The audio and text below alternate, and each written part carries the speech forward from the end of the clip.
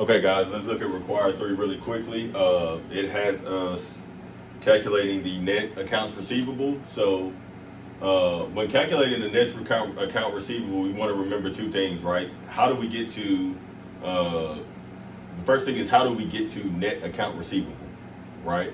So that's going to be simply our AR balance less our allowance for uncollectible accounts.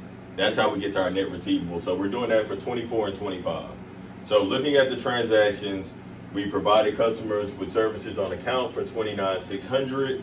We received 15,500 of that, which leaves us with the AR balance at the end of the period of 14,100. Now remember, subsequently we collected some of this stuff, but we're looking at these balances as of the end of 2024 and 2025. So as of the end of 2024, the last thing that we did was estimate that 45% of our allowance would be uncollectible. So that amount is going to yield $6,345. So we want to subtract that out. So this is our AR.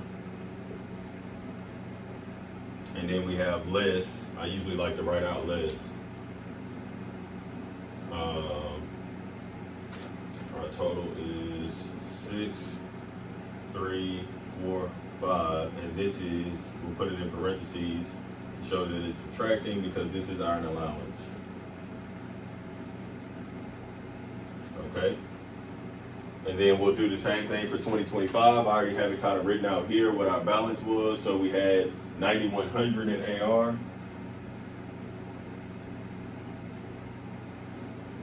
And then this is going to be AR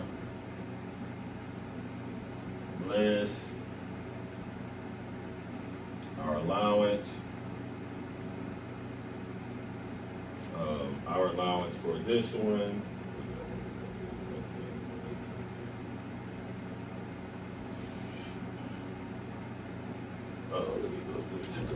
Our allowance for this one is 4,095.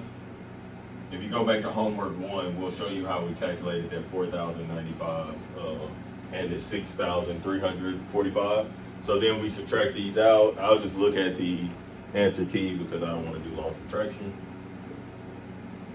That's actually harder to me than accounting. But 5. So this is the total amount in net AR for 2024.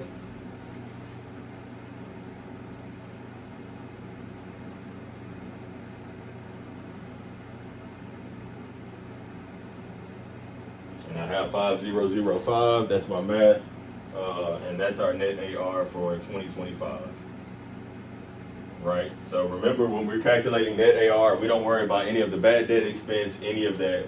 We just worry about taking the remaining amount at AR at the end of the period, less what our allowance was for that period. And that's it.